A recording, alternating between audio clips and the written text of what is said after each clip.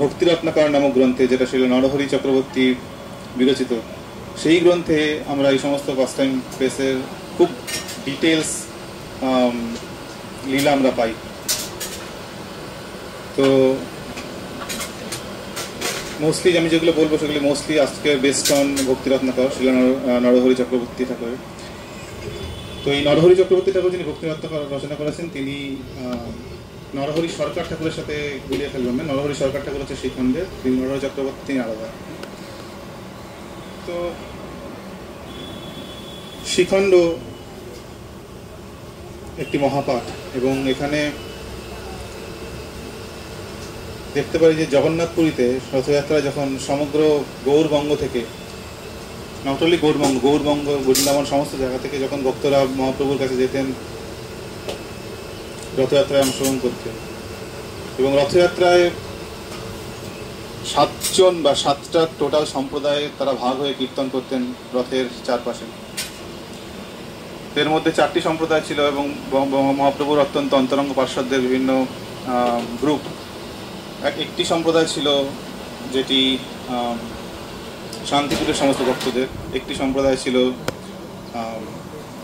আমাদের কুলিনগ্রামের সমস্ত ভক্তদের, আর একটি 7ম সম্প্রদায় যেটি ছিল সেটি হচ্ছে শ্রীখণ্ডের ভক্তদের। তার মধ্যে সেই 7ম সম্প্রদায়ের মধ্যে নরহরি সরকার ঠাকুর এবং রঘুনন্দন ঠাকুর, তারা ছিলেন লিড ড্যান্সার বা লিডিং নৃত্যকার যারা।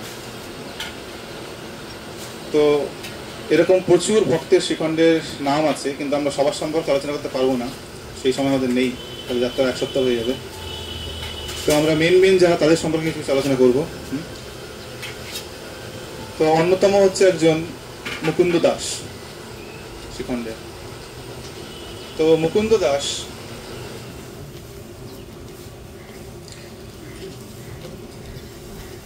তিনি গৌর গণদেশ দীপিকাতে বলা হয়েছে যে তিনি বৃন্দাবন লীলায় তিনি ছিলেন বৃন্দা দেবী। মুকুন্দ দাসের অনেক লীলা রয়েছে, আমরা স্পেসিফিক্যালি একটা লীলা আলোচনা করবো একটু ডিটেলসে। যেমন একবার তিনি অ্যাকচুয়ালি পেশায় চিকিৎসক, এবং বিভিন্ন কারণে তাকে এখানকার যে নবাব ছিলেন তার পার্সোনাল চিকিৎসকের সঙ্গে যুক্ত হতে হয়, এবং তারই তিনি চিকিৎসা করতেন। একদিন খুব গরমের দিনে সেই নবাব একটি খুব রেইস প্ল্যাটফর্ম বা উচ্চ একটা স্থানে তিনি বসেছিলেন, এবং হঠাৎ করে গরম বাড়াতে বা রোদের খুব তাপ বাড়াতে কি হয়, তাকে তার সেবকরা ময়ূর পাখা নিয়ে সেবা করতে আসে বা পাখা হাওয়া করতে আসে। আর সেখানে অ্যাকচুয়ালি সেই রেইস প্ল্যাটফর্মে উচ্চ স্থানে তার পাশে তার পার্সোনাল চিকিৎসক মুকুন্দ দাস উপস্থিত ছিলেন। সেই ময়ূর পাখাটি দেখা মাত্র মুকুন্দ দাস, তিনি যদি শুদ্ধ ভক্ত, তার সঙ্গে সঙ্গে শ্যাম সুন্দরের কথা মনে পড়ে যায়, বৃন্দাবনের শ্যাম সুন্দর। এবং মনে পড়ে যাওয়া মাত্র তিনি ভাবের স্তরে চলে গিয়ে সমস্ত তার মধ্যে অষ্টসাত্ত্বিক বিকার দেখা যায়, এবং ইমিডিয়েটলি তিনি সেই উচ্চ স্থান থেকে ভূমিতে পতিত হয় গড়িয়ে গড়িয়ে। এবং সবাই চারপাশে যারা ছিল সবাই অবাক হয়ে যায়, এবং বিশেষ করে সেই নবাব তারা দৌড়ে ছুটে আসে মুকুন্দকে ধরার জন্য, যে দেখার জন্য যে কি হলো। তো নবাব ডাইরেক্টলি এসে মুকুন্দকে জিজ্ঞেস করেন যে তোমার কি হয়েছে, কি হলো হট করে। তো মুকুন্দ তখন তার উত্তরে জ্ঞানে ফিরে, কোনোভাবে নিজেকে কন্ট্রোল করে জ্ঞানে ফিরে তিনি বললেন যে সমস্যা নেই, চিন্তা করবেন না, আমার একটু মৃগীর সমস্যা আছে। এখান থেকে একটা অত্যন্ত গুরুত্বপূর্ণ শিক্ষা পাই যে একজন উচ্চ লেভেলের বৈষ্ণব যারা শুদ্ধ ভক্ত, তারা কখনো নিজেকে এক্সপ্লোর করেন না, যে কোনো উচ্চ লেভেলের ভক্তের মধ্যে বিভিন্ন অষ্টসাত্ত্বিক বিকার প্রায়ই আসে, কিন্তু সে কখনো সেটা অ্যাডভার্টাইজ করে বেড়ায় না লোককে, যে দেখুন আমি কাঁদছি, আমার রোম কম্পিত হচ্ছে, সে কখনো দেখায় না। এবং দেখতে পারি ইভেন শিলা প্রভুপাদের ক্ষেত্রে প্রচুর সিচুয়েশন এরকম আছে। মাঝে মাঝে তিনি একটা পার্টিকুলার স্টোরি আছে, যে সময় তিনি কীর্তন করতে করতে হঠাৎ করে পজ করে গেছিলেন, আর কিছুই বলতে পারছিলেন না, তখন সবাই কি করবে কিছু বুঝতে পারছিলেন না, কিন্তু তিনি রিভিল করেননি সেটা। তো এইভাবে আমরা দেখতে পাই শুদ্ধ ভক্তরা তারা কখনো দেখায় না যে আমি কত মহান, তারা সবসময় বিনয়ী। তো এইভাবে মুকুন্দ দাস তিনি সম্পূর্ণ ঘটনাকে চেপে গিয়ে কভার করে গিয়ে জাস্ট বললেন যে আমার মৃগী হয়েছে, কিন্তু সেই নবাব ছিল অত্যন্ত বুদ্ধিমান। সে হতে পারে সে অন্য ধর্মের, সে মুসলিম ধর্মের, কিন্তু সে জানে ব্যাপারটা যে হিন্দুদের মধ্যে কি হতে পারে বা বৈষ্ণবদের কেসে কি হয়। তো সে বুঝতে পেরেছিল ব্যাপারটা যে অ্যাকচুয়ালি এটা নর্মাল সিচুয়েশন না, ও অ্যাকচুয়ালি এরকম ভাবে স্তরে গেছে। তো নবাব তখন বললেন যে আচ্ছা, তোমার চিন্তার কারণে তুমি বাড়ি যাও, গিয়ে বিশ্রাম করো। তো সেখানে মুকুন্দ তারপরে বাড়ি চলে যায়। তো মুকুন্দ দাসের একটি ছেলে ছিল যার নাম হচ্ছে রঘুনন্দন। পরবর্তীকালে যিনি রঘুনন্দন ঠাকুর হিসেবে পরিচিত হন। একবার জগন্নাথপুরীতে, যেটা বললাম যে আগে প্রত্যেকবার রথযাত্রার সময় সমস্ত শিখণ্ডবাসী তারা প্রত্যেকে সেখানে উপস্থিত হতেন। এবং একবার কি হয়েছিল, নরহরি সরকার, মুকুন্দ দাস, রঘুনন্দন ঠাকুর সকলের উপস্থিতিতে শ্রী চৈতন্য মহাপ্রভু রঘুনন্দন আর স্পেসিফিক্যালি মুকুন্দ দাসকে তিনি উদ্দেশ্য করে বলেন যে আচ্ছা মুকুন্দ, রঘুনন্দন, তোমাদের মধ্যে কে পিতা? তুমি পিতা আর রঘুনন্দন পুত্র, নাকি রঘুনন্দন তোমার পিতা তুমি পুত্র? তখন ইমিডিয়েটলি মুকুন্দ দাসের অ্যান্সার হয় যে মহাপ্রভু, রঘুনন্দনই আমার পিতা আর আমি পুত্র। এবং সেই জিনিসটাকে ইমিডিয়েটলি মহাপ্রভু অ্যাপ্রুভ করেন, বলেন যে একদম ঠিক, যার কাছ থেকে আমরা কৃষ্ণ ভক্তি পাই, যার হাত ধরে আমরা কৃষ্ণ ভক্তিতে এগোই, যার থেকে আমরা ইন্সপিরেশন পাই, সেই উৎস, সেই পিতা। যদিও রঘুনন্দনের বয়স ছিল জাস্ট 5 বছর, মাত্র 5 বছর, 5 বছরের শিশু।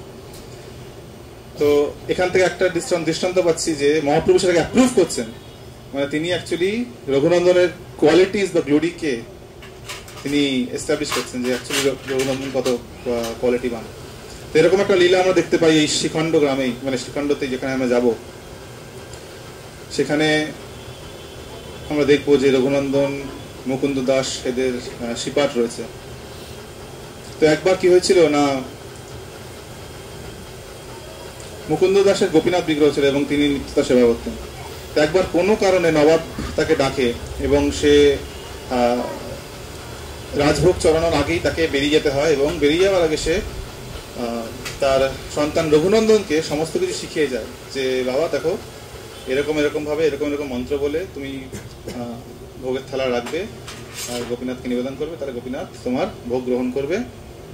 আর সমস্ত কিছু ডিটেলস তিনি একটু ডিটেলস ইনস্ট্রাকশন দিয়ে রঘুনন্দনকে শিখিয়ে যান, এবং তারপরে রঘুনন্দনকে সেটা করতে বলে উনি চলে যান। রঘুনন্দন রীতিমতো, রঘুনন্দনের মা সমস্ত ভোগের পুরো প্লেট, পুরো থালি রেডি করে রঘুনন্দনকে দেয়, এবং রঘুনন্দন সেই থালি নিয়ে মন্দির কক্ষে প্রবেশ করেন এবং গোপীনাথের সামনে সেই ভোগের থালা রেখে তার বাবা তাকে যা যা বলেছে exactly as it is say follow করে সমস্ত কিছু অ্যাজ ইট ইজ হুবহু রিপিট করেন এবং মন্ত্র বলে সমস্ত কিছু করে গোপীনাথ নিবেদন করেন, হে গোপীনাথ গ্রহণ করো। করে সে কিছুক্ষণ বসে থাকে এখানে, কিছুক্ষণ বসে আছে, দেখছে গোপীনাথ তো গ্রহণ করছে না। আবার গিয়ে গোপীনাথকে রিকোয়েস্ট করেন, হে গোপীনাথ প্লিজ গ্রহণ করো, এই ভোগ গ্রহণ করো। বারবার করে সে রিপিট করে, তাও দেখছে গোপীনাথ কিছুতেই গ্রহণ করছে না। তারপরে সে কান্নাকাটি শুরু করছে যে গোপীনাথ কি হয়েছে, আমি কি এতই পরিচিত, আমার বাবা তোমায় যখন দেয় তুমি গ্রহণ করো, আমি দিচ্ছি গ্রহণ করছে না, আমার কি তাহলে কোনো যোগ্যতা নেই? তখন গোপীনাথ সেই বিগ্রহ থেকে স্বয়ং বলেন তাকে যে রঘুনন্দন, আমি অলরেডি গ্রহণ করেছি, এটা হচ্ছে বিগ্রহ অর্চনের পদ্ধতি, আমার যে দৃষ্টির মাধ্যমে গ্রহণ করি, আমাকে ডাইরেক্টলি খেতে হয় না। কিন্তু রঘুনন্দন নাচার সে শুনবে না, ওই সমস্ত হাই ফিলোসফি আমি সহ্য বুঝি না, আমি জানি আমার বাবা যখন ভোগ চড়ায় তখন তুমি গ্রহণ করো, কিন্তু আমি এখন চড়াচ্ছি তুমি গ্রহণ করছো না। এই বলে সে তার কাঁদতেই থাকে, সে কান্না সে থামায় না। রঘুনন্দন 5 বছরের শিশু, তার শিশুসুলভ মন এবং শুদ্ধ মন। তো সেই দেখে গোপীনাথ সম্পূর্ণরূপে কঙ্কার্ড হন, বা তিনি সম্পূর্ণরূপে রঘুনন্দনের প্রেমভক্তি দ্বারা পরাজিত হয়ে সেই বিগ্রহ থেকে স্বয়ং তিনি বেরিয়ে আসেন এবং সেই নিচে নেমে বসে ভোগের থালা সম্পূর্ণরূপে তিনি খেয়ে আবার সেই ডিটি ফর্মে ফিরে যান। তো এই প্রসেসটা অনেক লম্বা, মানে অনেকক্ষণ টাইম লেগে যায়। জেনারেলি মুকুন্দ দাস যখন ভোগ চড়াতেন এতটা সময় লাগতো না। তো বাইরে রঘুনন্দনের মাও চিন্তা করছে কি হলোটা কি, এতক্ষণ কেন লাগছে। তো ফাইনালি অনেকক্ষণ পর যখন রঘুনন্দন সেই থালা নিয়ে বেরিয়ে আসে, তার মা অবাক, কোথায় সব প্রসাদ, থালা খালি কেন? তো রঘুনন্দনকে জিজ্ঞাসা করা হচ্ছে, রঘুনন্দন বলছে গোপীনাথ খেয়ে নিয়েছে।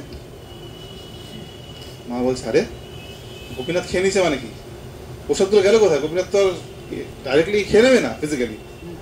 তো বলছে না, গোপীনাথ খেয়ে বলেছে গোপীনাথ খেয়ে নিয়েছে। এবার সেই মুহূর্তে মুকুন্দ দাস ঘরে ফেরেন।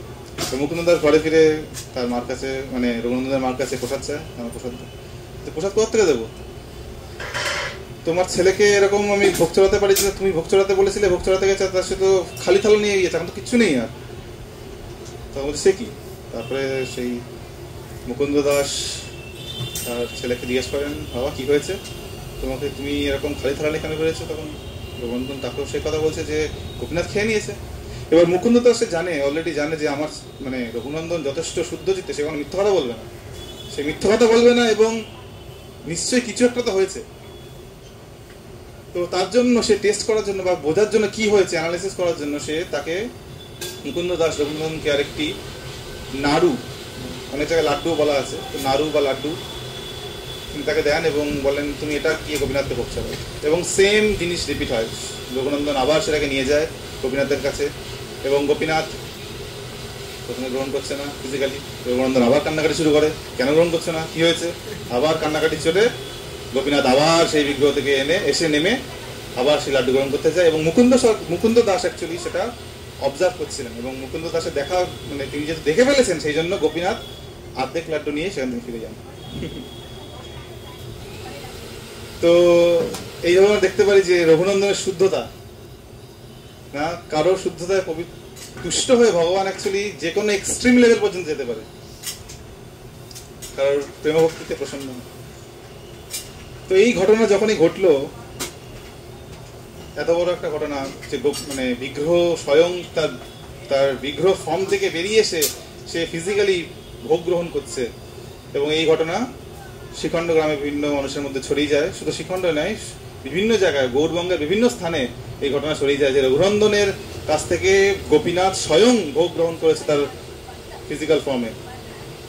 এবং সেই ঘটনা, তো একটা জিনিস আমরা দেখতে পারি যে এই যে ছড়িয়ে যাওয়ার ব্যাপারটা, তো জড়জাগতিক মানুষের ক্ষেত্রে বা জড়জাগতিক মেটেরিয়ালিস্টিক সিচুয়েশনে কি হয় না, অন্য মানুষের ভুল ত্রুটি ক্রিটিসিজম এই জিনিসগুলো খুব তাড়াতাড়ি ছড়িয়ে যায়, হুড় হুড় করে এখানে কিছু একটা হলো, কানে কানে কানে কানে জানি হয়েছে বলে বলে সব জায়গায় জানা হয়ে যাবে যে এরকম করেছে সে এরকম করেছে।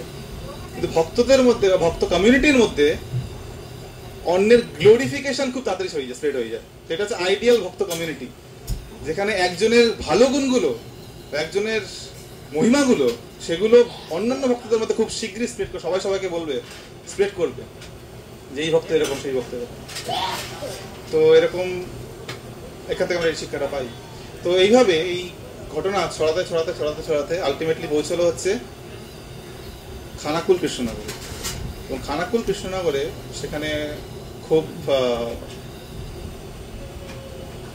বিখ্যাত একজন বৈষ্ণব সেখানে থাকতেন, তার নাম হচ্ছে অবিরাম ঠাকুর।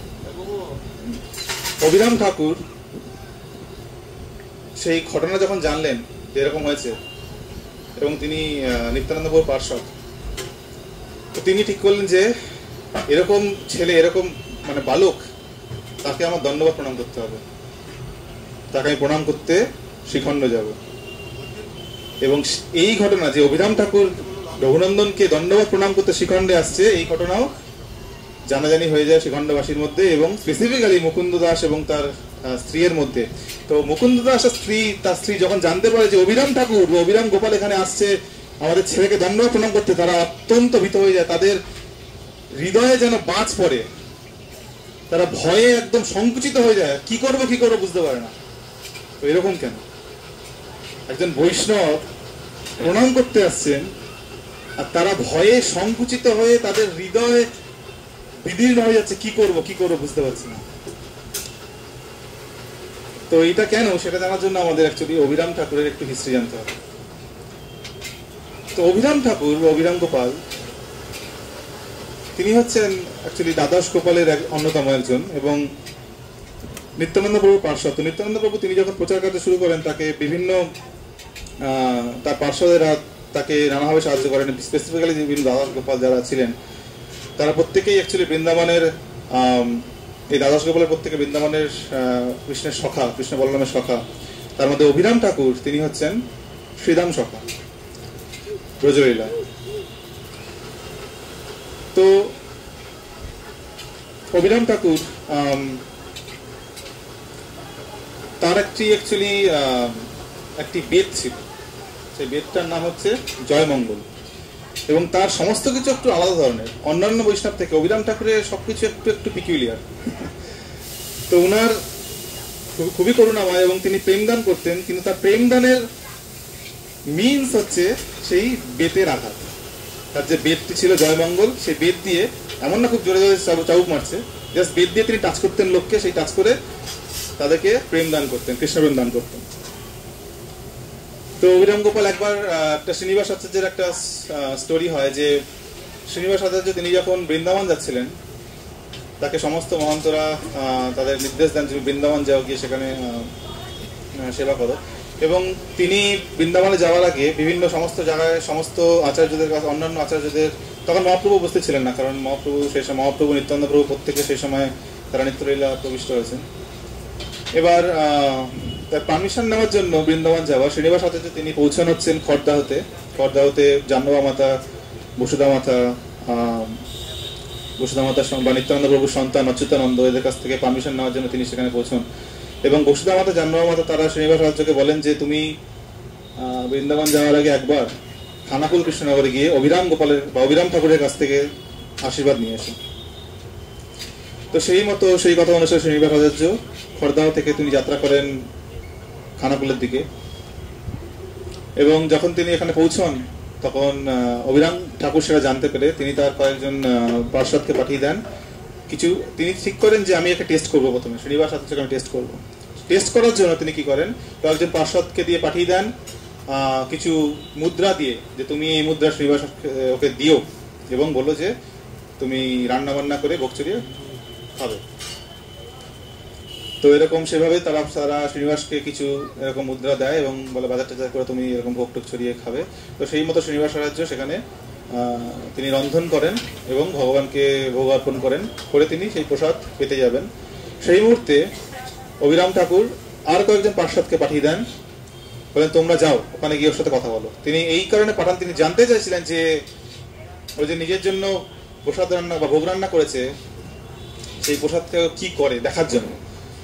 তো অভিরাম ঠাকুরের পার্ষদরা যখন সেখানে পৌঁছলেন, তো তাদেরকে দেখা মাত্রই, এবার তারা বৈষ্ণব কি বৈষ্ণব না, তারা কি বৃত্তান্ত সেটা কিছুই কিন্তু তখন শ্রীনিবাস আচার্য জানেন না। কিন্তু যেহেতু তার অতিথি হিসাবে এসছেন, তো ইমিডিয়েটলি তাদেরকে শ্রীনিবাস আচার্য সেবা করা শুরু করেন, এবং যেই রান্না তিনি রন্ধন করেছিলেন এই সমস্ত আইটেম, সমস্ত উপকরণ যা ছিল সবকিছু সেই কয়েকজনের মধ্যে তিনি ইমিডিয়েটলি ভাগ করে দেন এবং নিজে অভুক্ত থেকে যান। তো এই ঘটনা যখন অভিরাম ঠাকুর জানতে পারেন, তিনি অত্যন্ত প্রসন্ন হন, এবং প্রসন্ন হওয়া মাত্র তিনি সেই শ্রীনিবাস আচার্যের কাছে ছুটে যান এবং তাকে দণ্ডবত প্রণতি নিবেদন করেন। তারপরে শ্রীনিবাস আচার্যকে তিনি ঠিক করেন যে আমি প্রেমদান করবো, তাকে প্রেমদান করবো। তিনি সেই তার জয়মঙ্গল, তিনি তার জয়মঙ্গল চাবুকটি বা বেতটি দিয়ে তিনি শ্রীনিবাস আচার্যকে প্রথমবার টাচ করেন। প্রথমবার টাচ করা মাত্রই শ্রীনিবাস আচার্য উন্মাদের মতো হয়ে যায়, কারণ প্রেমোন্মাদ, তার মধ্যে কৃষ্ণ প্রেম ভরে ভরে জাগরিত হয় এবং সে ভাবের স্তরে চলে যায়। শ্রীনিবাস আচার্য প্রথমে আবার সে আঘাত করে, সেকেন্ড বার আবার আঘাত করে, থার্ড বার করতে করতে শ্রীনিবাস আচার্যের এক্সট্যাসি বাড়তেই থাকছে, সে উন্মাদের মতো হয়ে যাচ্ছে। সেই সময় অভিরাম ঠাকুরের যে স্ত্রী তিনি এসেন অভিরামকে ইমিডিয়েটলি আটকান যে বন্ধ করো আর প্রেম দিও না। ও শিশু, মানে শিশু বলতে এখানে অ্যাটলিস্ট জুনিয়রের কথা বলা হচ্ছে, ও ছোট মানুষ, ও এত প্রেম নিতে পারবে না। ও কারণ ওকে প্রচার করতে হবে, তুমি যদি ওকে এভাবে প্রেমোন্মাদ করে দাও তাহলে ওর যে টাস্ক রয়েছে সবাই ওকে দিয়েছে, ওরকম বৃন্দাবন যাবে প্রচারের জন্য, এত কিছু কিচ্ছু করতে পারবে না। তো ইমিডিয়েটলি অর্থাৎ এভাবে অভিরাম ঠাকুরের স্ত্রী তাকে আটকান এবং শ্রীনিবাস আচার্যকে তিনি আর বেত্রাঘাত করেননি। তো অভিরাম ঠাকুর এই যে দণ্ডবত প্রণতি করেছিলেন, তো অভিরাম ঠাকুরের দণ্ডবত প্রণাম করার একটা স্টোরি আছে না। অভিরাম ঠাকুরের এত পাওয়ার, তিনি এত পাওয়ারফুল পার্সোনালিটি, কারণ তিনি নিত্যানন্দ প্রভুর প্রথমত তিনি শ্রীরাম সখা এবং নিত্যানন্দ প্রভুর খুব অন্তরঙ্গ পার্ষদ। তো তিনি যেই জিনিসে বা যাকে দণ্ডবত প্রণাম করবে, তিনি যদি কোনো বিগ্রহকে দণ্ডবত প্রণাম করেন এবং সেই বিগ্রহ যদি আলটিমেটলি যদি কৃষ্ণ যদি সেই বিগ্রহের মধ্যে উপস্থিত না হন, বা তিনি যদি কৃষ্ণ যদি সেখানে ভোগ গ্রহণ না করেন, তাহলে সেই বিগ্রহ ইমিডিয়েটলি ফেটে যাবে।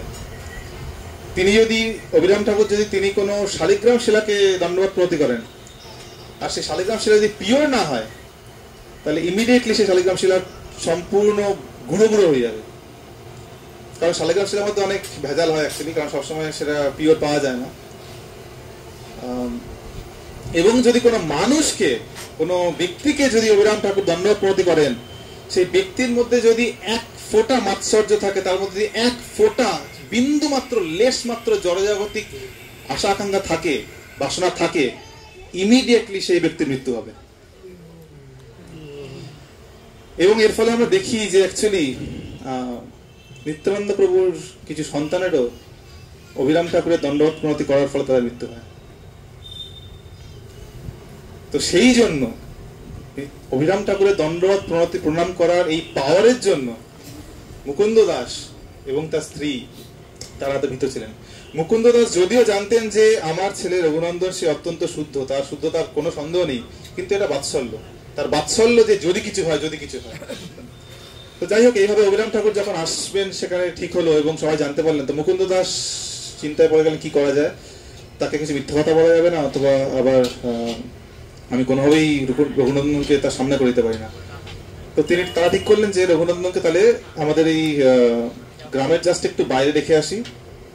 তো সেভাবে রঘুনন্দনকে কোনোভাবে গ্রামের একটু বাইরে রেখে আসলেন, জাস্ট একটু বাইরে। এবং যখন অভিরাম ঠাকুর তাদের বাড়িতে উপস্থিত হলেন, মুকুন্দ দাসের বাড়িতে, তিনি বললেন যে রঘুনন্দন তো নেই এখানে, ও একটু গ্রামের বাইরে গেছে।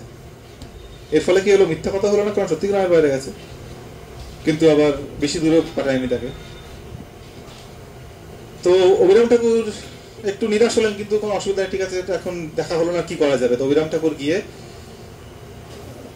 বড়ডাঙ্গা বলে একটি জায়গা আছে, সেখানে একটি স্থানে গিয়ে অভিরাম ঠাকুর বিশ্রামের জন্য তিনি বসলেন এবং তার ভজন করছিলেন। তো এই নিউজ, অভিরাম ঠাকুর যে এখানে শিখণ্ডে এসছেন, এই নিউজ, এই খবরটি রঘুনন্দনের কাছে পৌঁছে যায়। এবং রঘুনন্দন জানেন যে, বা তিনি আগে জেনেছিলেন যে অভিরাম ঠাকুর কত বড় বৈষ্ণব, এবং তিনি যখন জানলেন যে অভিরাম ঠাকুর এখানে পৌঁছেছেন, তার আশা তিনি চেপে রাখতে পারলেন না যে আমি এক্ষুনি মিট করবো তার সাথে, আমি এক্ষুনি দেখা করবো, তার আশীর্বাদ দেবো, তাকে প্রণাম করবো এইভাবে। এবং জানতে পারেন যে অভিরাম ঠাকুর এই মুহূর্তে এই পজিশনে রয়েছে, বড়ডাঙ্গা সেই স্থানটিতে যেখানে আমরা যাবো আজকে। তো এটা জানা মাত্রই রঘুনন্দন ঠাকুর সেখান থেকে সেই বড়ডাঙ্গার উদ্দেশ্যে যাত্রা শুরু করেন এবং দৌড়ে দৌড়ে সেখানে পৌঁছান। এবং দেখা মাত্র যেখানে দেখলেন যে অভিরাম ঠাকুর সেই দূরে আছে, তিনি ছোটেন। এবং অভিরাম ঠাকুরও সেই রঘুনন্দনকে যখন দেখলেন, সেও ছোটেন। তো দুজনের দিকে ছুটছে এবং আলটিমেটলি দুজনে মিলিত হন এবং দুজনকে, অর্থাৎ প্রথমে রঘুনন্দন অভিরাম ঠাকুরকে দণ্ডবত প্রণাম করেন এবং তারপরে ইমিডিয়েটলি অভিরাম ঠাকুর রঘুনন্দনকে সঙ্গে সঙ্গে দণ্ডবত প্রণাম করেন। কিন্তু রঘুনন্দন ঠাকুরের কিচ্ছু হয়নি। তো এখান থেকে রঘুনন্দন ঠাকুর কি যায়। তো এখান থেকে দেখতে পাচ্ছি যে রঘুনন্দনের কত পিউরিটি, যেখানে নিত্যানন্দ প্রভুর সন্তান পর্যন্ত মারা গেছে অভিরাম ঠাকুরের দণ্ডবত প্রণামের ফলে, কিন্তু রঘুনন্দন ঠাকুরের কিচ্ছু হয়নি। এটা হচ্ছে রঘুনন্দন ঠাকুরের শুদ্ধতা। তো এবং তারা যখন মিলিত হলো, সেই মিলন স্থল অ্যাকচুয়ালি আমরা যাবো আজকে, অভিরাম ঠাকুর এবং রঘুনন্দন ঠাকুরের মিলনস্থল, রঘুনন্দনের মিলনস্থল। মিলন হওয়া মাত্রই তারা দণ্ডবত প্রণাম করার পর দুজনে উঠে দুজনকে আলিঙ্গন করে, দুজনকে আলিঙ্গন করে একে অপরকে তাদের কৃষ্ণ প্রেমের অশ্রু দ্বারা সিক্ত করে দেয়। এবং আমরা দেখতে পারি যে আমাদের আচার্যদের মধ্যে এবং বিশেষ এবং মহাপ্রভুর মধ্যেও দেখি যে একে অপরের সাথে যখন মিলন হচ্ছে, তাদের মধ্যে প্রেমাশ্রু বর্ষিত হচ্ছে। এবং তাদের সেই অশ্রু আমাদের মতো না, আমরা একটু কাঁদলে হয়তো হালকা অল্প জল বেরোবে, তাদের যে অশ্রু, সেই অশ্রুর এত প্রবলতা যে একে অপরকে সম্পূর্ণ নিমজ্জিত করে দিত, পুরো ভিজিয়ে দিত। এটা হচ্ছে তাদের অশ্রুর পাওয়া, সেই কৃষ্ণ প্রেমের অশ্রু। এবং এইভাবে দুজনকে রঘুনন্দন এবং অভিরাম তারা দুজনকে আলিঙ্গন করে তাদেরকে প্রেমাশ্রুতে সিক্ত করে তারা সেখানে গৌরাঙ্গের নাম শুরু করে, গৌরাঙ্গ গৌরাঙ্গ গৌরাঙ্গ গৌরাঙ্গ। এবং হরিনাম সংকীর্তন আরম্ভ করেন দুজনে, উদ্যম নৃত্য শুরু করেন দুজন মিলে। এবং নৃত্য করতে তারা নৃত্যে সম্পূর্ণরূপে বিভোর হয়ে যায়। নৃত্য করতে করতে কি হয় না, একটি আওয়াজ হলো মাত্র, তো এই হট করে কি হয় না, রঘুনন্দন ঠাকুরের পায়ের নুপুর ভেঙে যায়, আওয়াজটা হলো তাদের উদ্যম নৃত্যের চোটে তারা এতটাই নৃত্যে প্রবিষ্ট হয়ে যায় যে তাদের রঘুনন্দনের পায়ের নুপুর ভেঙে যায় এবং সেই নুপুর ছিটকে অনেক দূরে আকাইহাটা নামক একটি জায়গায় গিয়ে সেই নুপুর পড়ে। আর পরবর্তীকালে কালাই কৃষ্ণদাস বলে একজন দ্বাদশ গোপালের অন্যতম গোপাল, তিনি সেই রঘুনন্দন ঠাকুরের নুপুরের স্মৃতিতে তিনি সেখানে একটি নুপুর কুণ্ড স্থাপন করেন। সেখানে আমরা কালকে আমরা আকাইহাটা যাবো, অগ্রদ্বীপ যাওয়ার পথে, সেখানে দেখবো সেই নুপুর কুণ্ড এখনো রয়েছে এবং সেখানে কালাই কৃষ্ণদাসের শিপাটা রয়েছে। তো এভাবে সেই অত্যন্ত আনন্দময় বৈষ্ণবদের আনন্দদায়ী লীলা সেখানে হয়েছিল, রঘুনন্দন এবং অভিরাম ঠাকুরের মিলন। তো রঘুনন্দন ঠাকুরের তার কাকা বা মুকুন্দ দাসের মানে ভাই ছিলেন হচ্ছে নরহরি সরকার ঠাকুর। নরহরি ঠাকুর, তো রূপরাজরামবাবু আগে আলোচনা করেছেন যে নরহরি, তার নাম দেওয়া হয় সরকার ঠাকুর, কারণ তিনি হচ্ছে গৌর প্রেমের সরকার, তিনি গৌর প্রেমের আধার। গৌর প্রেম পেতে হলে তাকে সন্তুষ্ট করতে হবে এবং তিনিই পারেন গৌর প্রেম দান করতে, এরকম। তো নরহরি ঠাকুর তিনি মহাপ্রভুর আরেকজন অন্যতম পার্ষদ এবং তিনি চৈতন্য বৃক্ষের এক অন্যতম শাখা। অ্যাকচুয়ালি মুকুন্দ দাস, রঘুনন্দন ঠাকুর, নরহরি সরকারের প্রত্যেকেই চৈতন্য বৃক্ষের আলাদা আলাদা শাখা। আমরা যদি চৈতন্য চরিতামৃত পড়ি তাহলে সেখানে কৃষ্ণদাস কবিরাজ গোস্বামী ডিটেলসে খুব আলোচনা করছেন যে মহাপ্রভুর বৃক্ষের বিভিন্ন শাখা, বিভিন্ন ভক্তকে নিয়ে আলোচনা করছেন, শাখা উপশাখা সমস্ত কিছু। তো এরা তিনজনই হচ্ছে একটি গুরুত্বপূর্ণ তিনটে শাখা। তো একবার এদের তিনজন সম্পর্কে বলা যায় যে একবার, আচ্ছা সেটা পরে আসবো, তার আগে একবার নরহরি সরকার।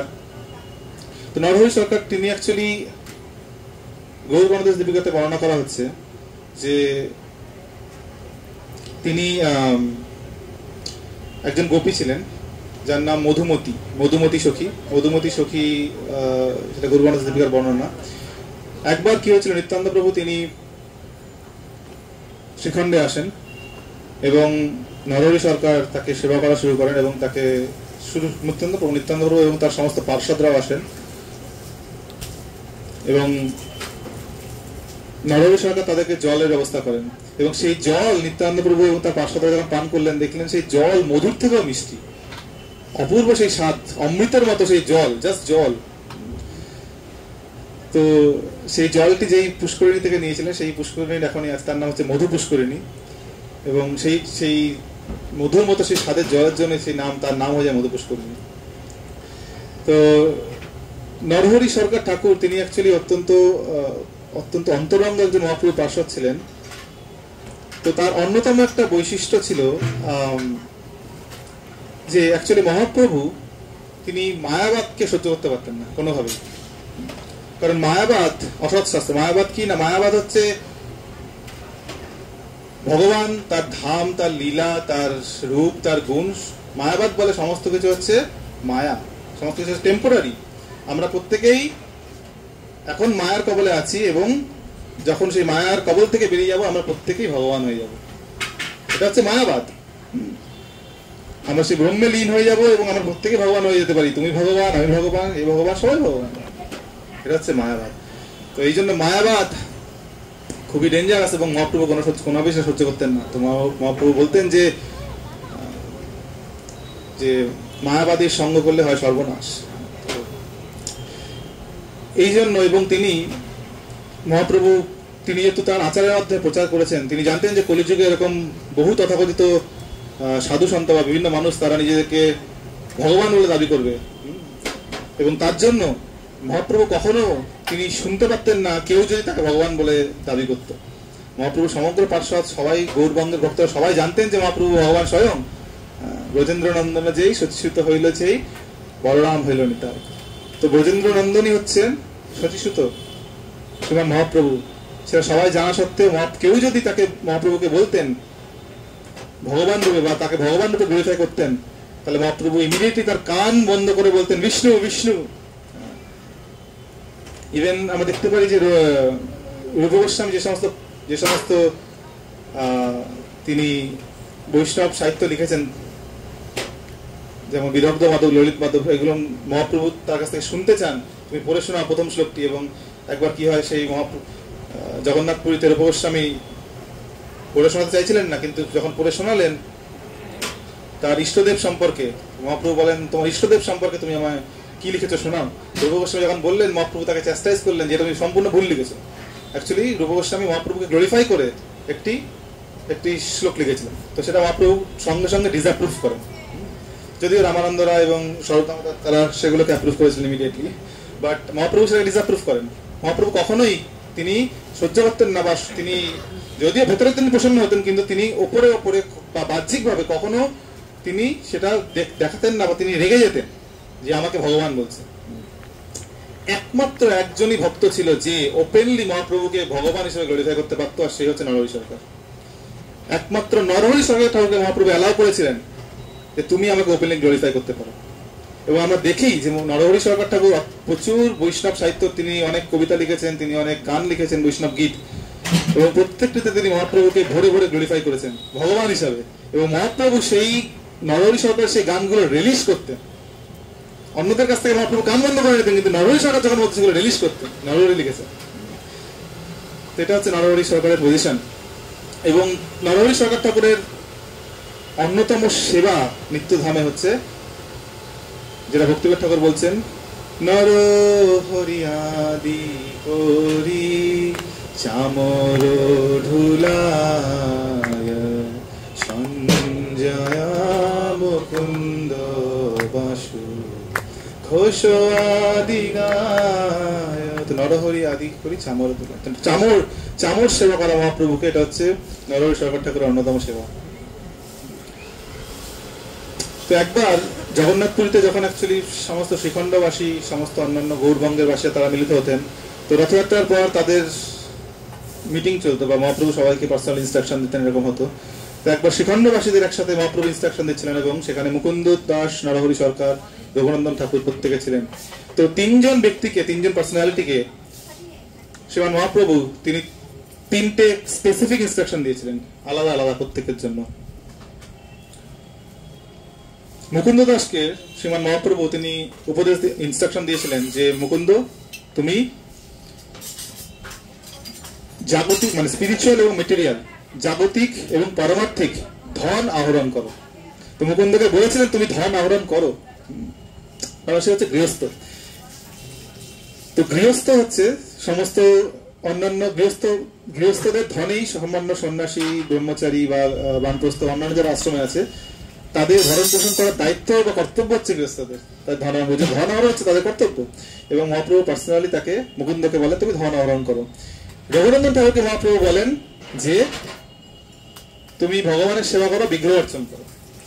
আর কোন ইনস্ট্রাকশন দেয়নি, জাস্ট ভগবানের সেবা, বিগ্রহ অর্চন। আর নরহরি সরকার ঠাকুরকে মহাপ্রভু বলেন যে তুমি ভক্তদের সঙ্গে থেকে কৃষ্ণ ভাবনামৃত প্রচার করো। তো এই তিনজন পার্সনকে মহাপ্রভু তিনটে খুব স্পেসিফিক ইনস্ট্রাকশন দিলেন।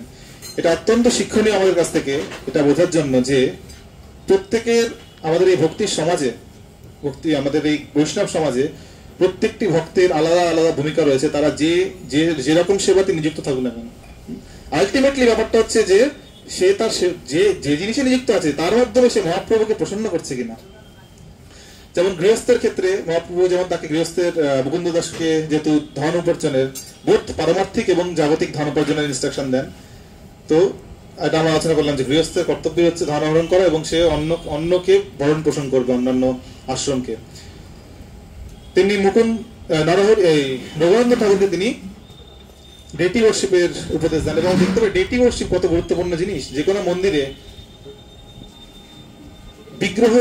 যে কোনো ভগবান বিগ্রহ রূপে উপস্থিত থেকে তিনি সেবা গ্রহণ করছেন, এবং অন্যদের ওপর অন্য যারা ভক্ত সেই মন্দিরে আসছেন তারা ভগবানের কাছে বিগ্রহ রূপে ভগবানের কাছে প্রার্থনা করছেন, তাদের কথা ভগবান শুনবেন কিনা বা ভগবান তাদের সাথে কিরকম রেসিপ্রোকেট করবেন, সেটা ডিপেন্ড করছে সেই বিগ্রহ কতটা প্লিজড সেখানকার সেবায়, সেই পূজারীর সেবায়। তো পূজারীর একটা অত্যন্ত গুরুত্বপূর্ণ সেবা হচ্ছে সেই বিগ্রহকে প্রসন্ন করা, যাতে বিগ্রহ মানে ভগবান বিগ্রহ রূপে অন্যান্য ভক্তের উপর তার কৃপা বর্ষণ করতে পারে। তো এবং পূজারীর সেবা সে কত ফরচুনেট। একবার কি হয়েছিল, শিলা প্রভুপাদ তিনি 1977 সালে যখন বৃন্দাবনে ছিলেন, একদিন মাঝরাতে হঠাৎ করে প্রভুপাদ তার সার্ভেন্টকে, তার সেবককে বলেন যে ওমকারকে রেখে নিয়ে আসো। তো ওমকার বলে একজন সে সময় পূজারী ছিলেন। তো মাঝরাত মানে অনেক রাত,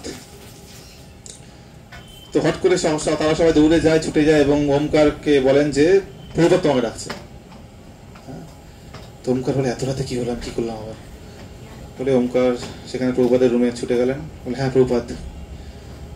তো প্রভুপাদ ওমকারকে বললেন যে তুমি do you know you are the most fortunate, তুমি জানো যে তুমি সবচেয়ে ভাগ্যবান, কেননা তুমি কৃষ্ণের সাথে সবসময় সাথে আছো, তুমি ভগবানকে ডাইরেক্ট সেবা করছো সবসময়। জাস্ট এইটুকুই, জাস্ট এইটুকু বলার জন্য প্রভুপাদ মাঝরাতে ওমকারকে ওখানে ডেনে। কিন্তু এখান থেকে আমরা এইটুকু এটা বুঝতে পারছি যে এইটুকু মানে কথাটা হয়তো ছোট্ট, সেটা পরে হয়তো বলতে পারতো, এমন না যে মাঝরাতে থেকে বলতে হবে, কিন্তু প্রভুপাদ সেটাকে স্ট্রেস করতে চাইলেন যে কতটা সেটা গুরুত্বপূর্ণ, যে বিগ্রহ সেবা বা পূজারীর কত বড় রোল রয়েছে। তো এটা সেই সেবা দেওয়া হলো রঘুনন্দন ঠাকুরকে। আর ফাইনালি থার্ড জন নরহরি সরকারকে দেওয়া হলো, মহাপ্রভু দিলেন প্রচারের সেবা। এবং দেখতে পারি যে আমরা যে কোনো যারা ফুল টাইম ডিভোটি, যারা সম্পূর্ণরূপে নিজেকে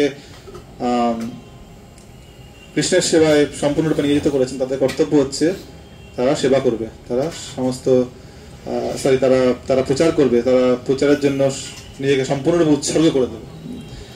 গৃহস্থদের ক্ষেত্রে সেটা একটু ডিফিকাল্ট হয়ে যায়। গৃহস্থরা তাদেরকে ধন অর্জন করতে হবে, প্রচারও করতে হবে, সমস্ত কিছু ব্যালেন্স করে করতে হবে।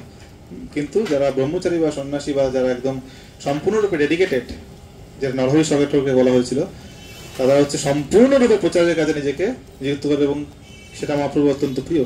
তো যেই সেবাতে নিযুক্ত থাকুক না কেন, আলটিমেটলি সে যদি মহাপ্রভুকে প্রসন্ন করে তাহলে প্রত্যেকে ইকুয়ালি মহাপ্রভুর কাছে প্রিয়। এমন না যে সন্ন্যাসী বেশি মানে প্রচারক বেশি প্রিয়, গৃহস্থ কম প্রিয়, বা ব্রহ্মচারী বেশি প্রিয়, পূজারী বেশি, এরকম না। আলটিমেটলি জিনিসটা ম্যাটার করে না, ম্যাটার করে হচ্ছে আমাদের মুড, আমাদের ইন্টেনশন। ভাবগ্রাহী জনার্দন, মহাপ্রভু ভাবগ্রাহী। তো এইভাবে তো নরহরি সরকার ঠাকুরের অনেক উল্লেখযোগ্য শিষ্য ছিলেন, ডিসাইপল ছিলেন, যেমন রঘুনন্দন ঠাকুর অন্যতম গুরুত্বপূর্ণ শিষ্য। রঘুনন্দন ঠাকুর যদিও তিনি তার ভাইপো, নেফিউ, কিন্তু মানে নরহরি সরকারের ভাইপো, তো কাকা ভাইপোর সম্পর্ক, কিন্তু রঘুনন্দন ঠাকুর নরহরি সরকারকে নিজের স্পিরিচুয়াল মাস্টার বা গুরু হিসাবে গ্রহণ করেছিলেন এবং তার কাছ থেকে সারা জীবন তিনি ইনস্ট্রাকশন, বোধ শিক্ষাগুরু এবং দীক্ষাগুরু হিসেবে। আরেকজন উল্লেখযোগ্য ডিসাইপল নরহরি সরকার ঠাকুরের ছিলেন, তিনি হচ্ছে লোচন দাস ঠাকুর। আমাদের যে চৈতন্য মহাপ্রভুর লীলা সম্পর্কে আমরা যে তিনটে মুখ্য গ্রন্থ পাই, চৈতন্য চরিতামৃত, চৈতন্য ভাগবত এবং চৈতন্য মঙ্গল, তো চৈতন্য মঙ্গলের প্রণেতা হচ্ছেন লোচন দাস ঠাকুর এবং তিনি হচ্ছেন নরহরি সরকার ঠাকুরের অন্যতম শিষ্য। তো লোচন দাস ঠাকুর সম্পর্কে আমরা একটু সংক্ষেপে আলোচনা করি। লোচন দাস ঠাকুর তিনিও আশেপাশের এখানকারই বাসিন্দা এবং তার সেই সময় যেহেতু বাল্যবিবাহ প্রচলন ছিল, তো 4-5 বছর বয়সে তার অ্যাকচুয়ালি বিবাহ হয়ে যায়। অর্থাৎ বিবাহ মানে শেষ না, বাল্যবিবাহের কনসেপ্টটা কি না, এমন না যে 4-5 বছর বয়স থেকেই স্ত্রী আর একসাথে থাকবে, বা বরং হচ্ছে তাদের বিয়েটা ঠিক হয়ে থাকে, কিন্তু পরবর্তীকালে যখন ম্যাচিওর হয়, তারা ম্যাচিওর স্টেজে আসে, তখন তারপর থেকে তারা একসাথে থাকবে। তো একবার তো কি হলো না, যেহেতু তার বিয়ে ঠিক হয়ে গেছে, কিন্তু লোচন দাস ঠাকুর নরহরি সরকার ঠাকুরের প্রতি অত্যন্ত আকৃষ্ট হয়ে পড়লেন এবং তার মন থেকে সে চাইলেন না গৃহস্থাশ্রম অবলম্বন করতে, এবং তিনি নরহরি সরকার ঠাকুরের কাছে তাকে সেবা করার জন্য এবং তার কাছ থেকে শিক্ষা নেওয়ার জন্য তিনি শ্রীখণ্ডে চলে আসলেন। শ্রীখণ্ডে এসে নরহরি সরকারের আন্ডারে তিনি বহু বছর তিনি এভাবে শাস্ত্রচর্চা এবং তাকে সেবা সমস্ত কিছু করতে থাকলেন। এবং ধীরে ধীরে অনেক দিন হয়ে গেল, অনেক বছর হয়ে গেল। তো লোচন দাস ঠাকুর নিজে ভুলে গেছেন যে আমার বিয়ে হয়ে গেছে, কিন্তু লোচন দাস ঠাকুর ভুলে গেছেন এবং যেই যে মহিলাটির সাথে তার বিয়ে হয়েছিল সেও প্রায় ভুলে গেছেন, কারণ অনেক ছোট বয়সে হয়েছে, সেও তো জানে না। কিন্তু সেই মেয়েটির যে বাবা সে ভুলেনি, কারণ তার মেয়ের বিয়ে হয়েছে। তো সে ব্যস্ত হয়ে যাচ্ছে, কি ব্যাপার লোচন এখনো কেন দায়িত্ব নিচ্ছে না। তো সেই জন্য অর্থাৎ লোচন দাস ঠাকুরের শ্বশুর মশাই যিনি, তিনি নরহরি সরকার ঠাকুরকে তিনি চিঠি লিখলেন। তিনি জানালেন যে তার সাথে তো তোমার আপনার শিষ্য লোচন দাসের সাথে তো আমার মেয়ের অলরেডি বিয়ে হয়েছে, তো তাকে তো দায়িত্ব নিতে হবে, সে কবে দায়িত্ব নেবে। নরহরি সরকার ঠাকুর লোচন দাসকে বললেন যে দেখো, যেহেতু তোমার অলরেডি তুমি দায়িত্বে বেঁধে আছো, তো আমার মনে হয় তোমার যাওয়া উচিত, তুমি সেই গ্রামে যাও, ওদের সাথে কথা বলো, দেখো কি হয়, তুমি যাও। তো যখন ইনস্ট্রাকশন দিলেন লোচন দাস ঠাকুরকে, তো লোচন দাস ঠাকুর তিনি যদিও চাইছিলেন না, কিন্তু যেহেতু গুরু ইনস্ট্রাকশন দিয়েছেন তাহলে পালন করতে হবে, তিনি সেই গ্রামে গমন করলেন যেখানে তার স্ত্রী বা তার শ্বশুর মশাই সেখানে থাকেন। তো সেই গ্রামে পৌঁছানো তিনি অ্যাকচুয়ালি লোচন দাস ঠাকুর ছোটবেলায় হয়তো সেই গ্রামে গেছে 4-5 বছর, তারপরে কোনোদিন যায়নি আর চেনেও না বাড়ি কোথায় কি বৃত্তান্ত। তো তিনি সেখানে পৌঁছানো মাত্র দেখলেন একটি কুয়ো আছে, তো সেই কুয়োতে একজন মহিলা তিনি জল তুলছেন। তো তাকে জিজ্ঞাসা করলেন, তাকে মাতাজি বলে সম্বোধন করলেন এবং জিজ্ঞাসা করলেন, মাতাজি এই ব্যক্তির বাড়ি কোথায় আমাকে বলতে পারবেন? তো সেই মহিলা তাকে দেখিয়ে দিল যে আপনি এরমভাবে যান, এখানে পৌঁছে যাবেন তার সেই ব্যক্তির বাড়ি। তো সেইভাবে লোচন দাস ঠাকুর তার শ্বশুর বাড়ি সেখানে পৌঁছলেন এবং শ্বশুর মশাই দেখে অত্যন্ত প্রসন্ন হলেন যে লোচন এসেছে ফাইনালি। তো তাকে বসতে বললেন, হ্যাঁ আমি এক্ষুনি, ও একটু বাইরে গেছে, এক্ষুনি আসছে তোমার স্ত্রী। তো কিছুক্ষণ পর সেই শ্বশুর মশাই বা লোচন দাসের শ্বশুর মশাই তিনি তার মেয়েকে নিয়ে লোচনের কাছে আসলেন এবং লোচন দাস ঠাকুর দেখলেন এটি সেই মেয়েটি যে জল তুলছিল। তো ইমিডিয়েটলি লোচন দাস ঠাকুর বললেন যে এ কি করে সম্ভব, আমি তাকে অলরেডি মাতাজি রূপে বরণ করেছি, তাকে আমি অলরেডি মাতাজি বলে সম্বোধন করেছি এবং হৃদয়ে আমি তাকে মায়ের স্থান দিয়েছি, তো যাকে মায়ের স্থান দিয়েছি তাকে আমি কি করে আমি স্ত্রী রূপে বরণ করবো। এবং এরকম অনেক তিনি যুক্তি দিলেন এবং ফাইনালি শ্বশুর মশাই তিনি কনভিন্স হয়ে গেলেন সেটা তো ঠিকই, যাকে মায়ের স্থান দিয়েছে তাকে তো কোনোভাবেই এখন বউ হিসেবে গ্রহণ করা যাবে না বা স্ত্রী হিসেবে গ্রহণ করা যাবে না, তাহলে কিছু করার নেই। এইভাবে লোচন দাস ঠাকুর সেখান থেকে ছাড় পেয়ে গেলেন। তিনি ইমিডিয়েটলি শ্রীখণ্ডে ফিরে তার গুরু নরহরি সরকার ঠাকুরের সেবায় লিপ্ত হয়ে গেলেন। হরি বল। তো আচ্ছা, তো প্রসাদ অ্যাকচুয়ালি রেডি হয়ে গেছে, তা এই অবধি থাক, বাকি অল্প যদি কিছু আলোচনা থাকে সেগুলো আমরা